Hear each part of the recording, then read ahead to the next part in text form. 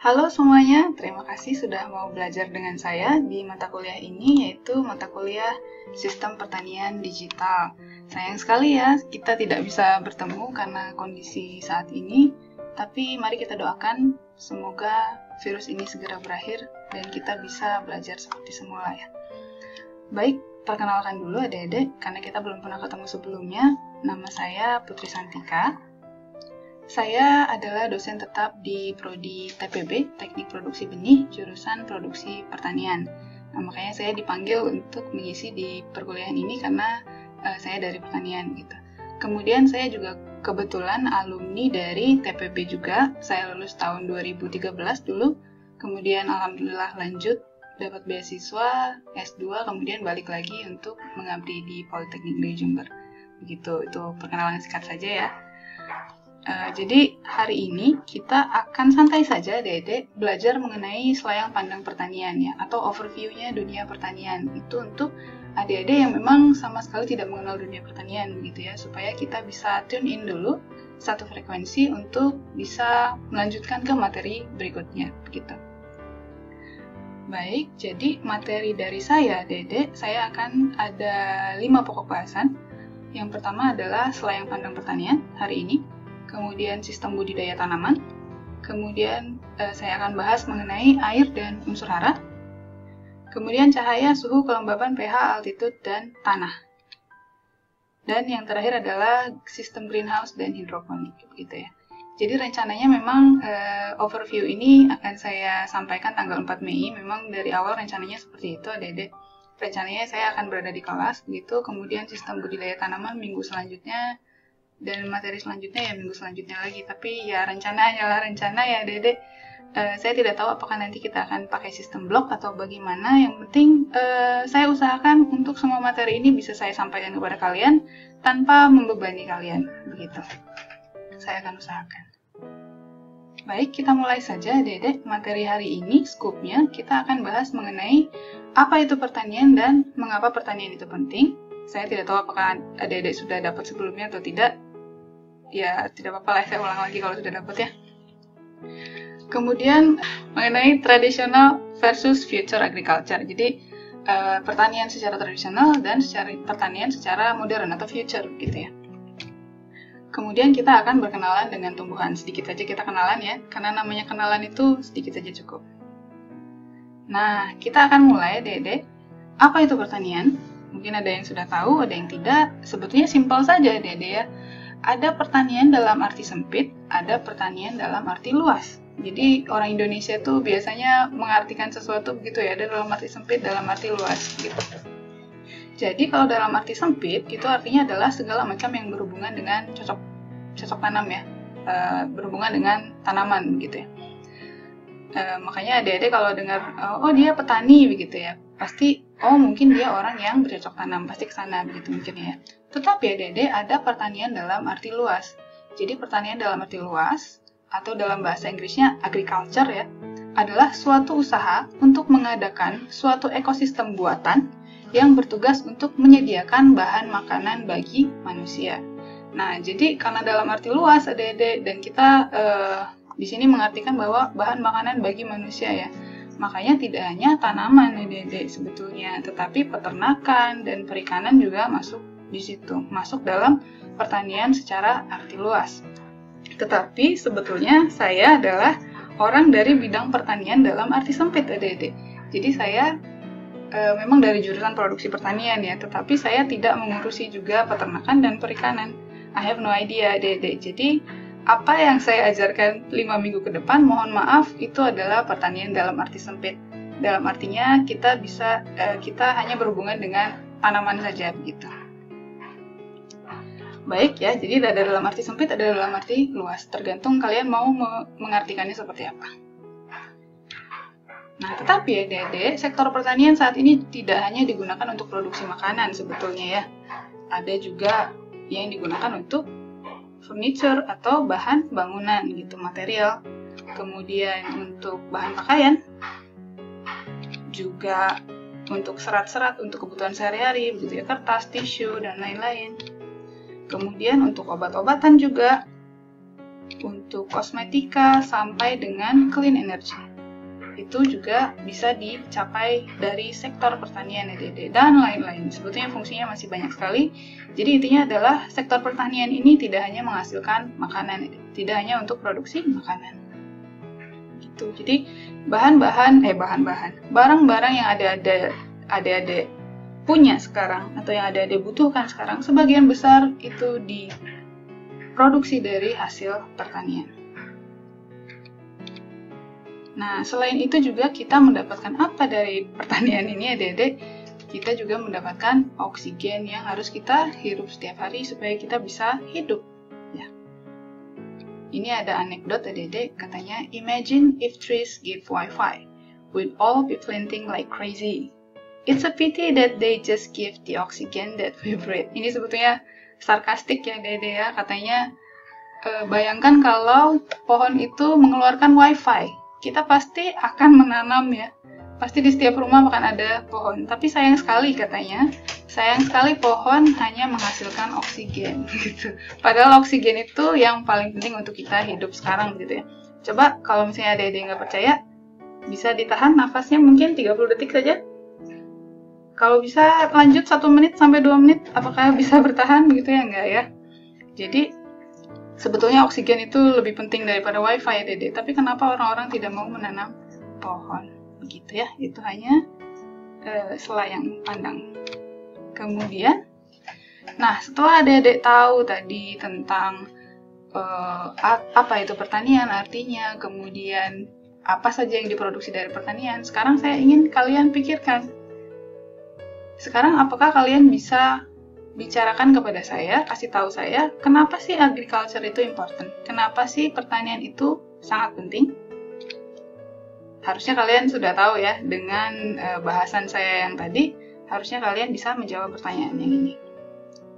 Nah, sekarang kita berlanjut ke materi selanjutnya adalah traditional versus future agriculture. Jadi, kita bandingkan antara tradisional dengan advance atau future agriculture. Gitu. Kalau adik-adik yang tradisional pasti sudah tahu ya, kalau adik-adik main ke kampus juga di belakang-belakang itu pasti banyak, kemudian di jalan, di mana adik-adik pasti selalu melihat traditional agriculture yang kita lakukan sehari-hari begitu. Nah, tetapi kita sebetulnya punya advanced agriculture adik-adik dan future agriculture. Jadi nanti di masa depan, agriculture itu bentuknya tidak akan seperti ini adik-adik. Maksud saya ada kemungkinan bahwa akan berkembang menjadi lebih canggih lagi. Karena apa? Karena banyak faktor-faktor adik-adik ya. Mungkin nanti 50, 100, 200 tahun dari sekarang, mungkin lahan sudah berkurang, mungkin kondisi lingkungan juga sudah tidak memungkinkan gitu. Makanya ada terobosan-terobosan dalam dunia pertanian gitu ya. Nah, mari kita simak dulu videonya. We all want access to safe, nutrient-rich foods. But in recent years, vegetable production has faced many challenges, such as natural disasters and environmental degradation. Let us introduce Panasonic's Plant Factory, where fresh, safe vegetables are hydroponically cultivated in a clean environment using artificial light.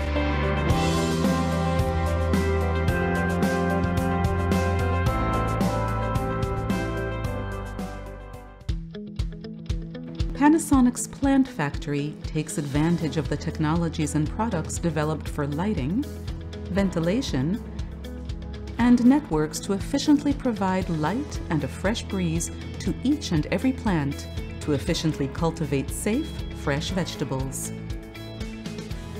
By effectively controlling the growth environment, the factory can cultivate vegetables much faster than an open culture without the use of pesticides and with a low microbial load. Moreover, energy-saving devices and systems help reduce utility costs to 50 to 60% in comparison to competitors. Panasonic is also currently conducting research to improve the performance of the vegetable species grown, for example, by increasing diversity and managing nutrient content. Panasonic has already begun to sell lettuce grown in the plant factory. クリーンな環境で作っているということでは、お客様に安全だったり安心っていうものをお届けできるんじゃないかなと感じた部分ですね。お客様の反応っていうことではとっても好調です。このボリューム感、品質っていうところが、お客様の方で価値を感じていただいて購入につながっているのかなと思っております。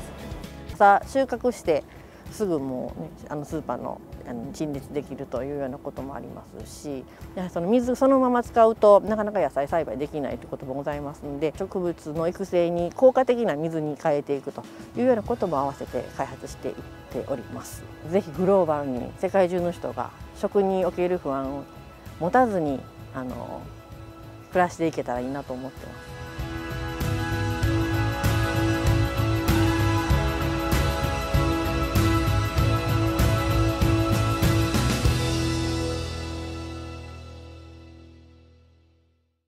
Nah, adik-adik tadi kan sudah lihat ya videonya seperti apa. Itu adalah gambaran dari future agriculture. Itu sebetulnya tidak future ya, sudah ada sekarang gitu ya. Jadi perusahaan-perusahaan elektronik seperti tadi ada Panasonic, kemudian ada Philips, itu mereka sudah concern kemudian untuk membuat namanya adalah plant factory ya. Jadi bukan lagi lahan ya, tapi sudah jadi factory, tapi sudah jadi pabrik gitu ya. Karena mereka sudah bisa menganalisis kemungkinan-kemungkinan yang terjadi di masa depan nanti gitu. Jadi mereka sambil melihat-lihat peluang usaha begitu, jadi mereka kemudian membuat plant factory sendiri gitu. Nah, inilah adik-adik makanya alasan kami dari sektor pertanian membutuhkan kalian, gitu ya.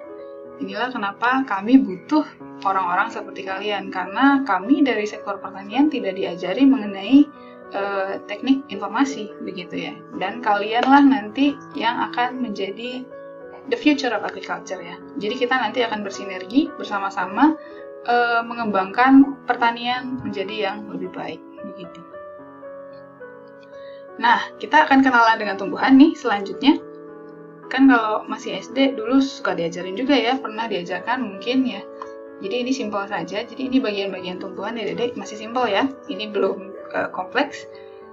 Dan tidak perlu tahu kompleks ya Dedek, cuma perlu tahu ini aja permukaannya saja ya. Jadi organ-organ pada tumbuhan itu ada beberapa. Pasti tahu ya, ada akar, ada batang, ada daun, ada bunga, dan ada buah. Nah, ini adalah organ-organ pada tumbuhan. Saya kenalkan segitu saja dulu, nanti kita bahas lanjut lagi. Nah, pertanyaan saya sekarang adalah, apa sih yang dibutuhkan tumbuhan agar dapat hidup? By the way, tadi saya ngomong tanaman terus tumbuhan begitu ya. Jadi bedanya tanaman dengan tumbuhan, ada yang tahu nggak ya? Atau tahu begitu? Jadi kalau tumbuhan itu tumbuhan secara umum begitu ya, tumbuhan. Kalau tanaman adalah tumbuhan yang dibudidayakan, tumbuhan yang kita rawat, kita tanam begitu ya. Nah, pertanyaannya saya ulang lagi, apa yang dibutuhkan tumbuhan agar dapat hidup? Adik-adik pasti sudah diajarkan dulu, tapi saya ingatkan ya. Yang pertama adalah air, sama seperti kita manusia, kalau misalnya tidak disuplai air, mereka tidak akan bisa hidup adik-adik ya. Kemudian karbon dioksida. Ya, karbon dioksida yang kita keluarkan setiap hari akan diserap oleh mereka untuk proses fotosintesis. Begitu. Kemudian mereka butuh cahaya. Mereka butuh nutrisi, entah itu nutrisi yang alami ada di tanah dan medianya, atau kita yang memberikan tambahan, begitu ya. Sama seperti kita butuh makanan ya, tanaman juga butuh makanan. Kemudian seperti kita juga mereka masih perlu oksigen sebetulnya untuk respirasi. Nah, ini adalah 5 faktor utama yang dibutuhkan oleh tanaman gitu ya. Nah, selain itu juga Dedek, mereka butuh lingkungan yang optimum juga. Namanya adalah syarat tumbuh. Kalau kita di orang pertanian ya, namanya adalah syarat tumbuh. Jadi lingkungannya harus optimum. Yang pertama suhunya, kemudian kelembaban, pH, altitude. Altitude itu ketinggian tempat ya. Kemudian tanahnya bagaimana. Nah, itu nanti kita akan bahas ya. Tadi kayak saya sudah terangkan, saya akan bahas mungkin di minggu keempat, di materi keempat ya. Jadi misalnya gini Dedek, ada tanaman-tanaman yang membutuhkan suhu yang seperti ini misalnya, suhu tropis begitu ya, antara 25-30 gitu. Tapi ada juga tanaman-tanaman yang bisa hidup sampai di suhu-suhu yang dingin, misalnya di daerah-daerah tundra ya, pegunungan dan lain-lain.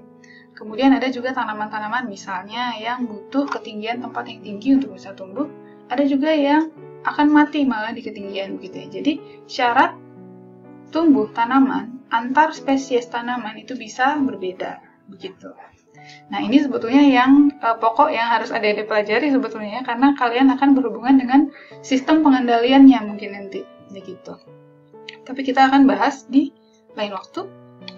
Nah, saya akan terangkan juga mengenai proses fotosintesis adik-adik. Ini mungkin sudah dibahas juga ketika kalian SD atau SMP mungkin. Jadi proses fotosintesis itu simpelnya adalah tanaman itu menyerap air, kemudian menyerap karbon dioksida, dibantu dengan cahaya, kemudian dirubah menjadi karbohidrat dan oksigen. Karbohidrat dan oksigen ini siapa yang menikmati? Tidak hanya tanamannya, adik-adik, kita manusia yang menikmati, hewan-hewan juga menikmatinya. Begitu ya. Jadi, betapa pentingnya proses fotosintesis di dunia ini. Kalau misalnya tidak ada proses fotosintesis di dunia, adik-adik, maka oksigen itu tidak akan bisa dihasilkan dan kita tidak akan bisa bernafas. Begitu. Oke.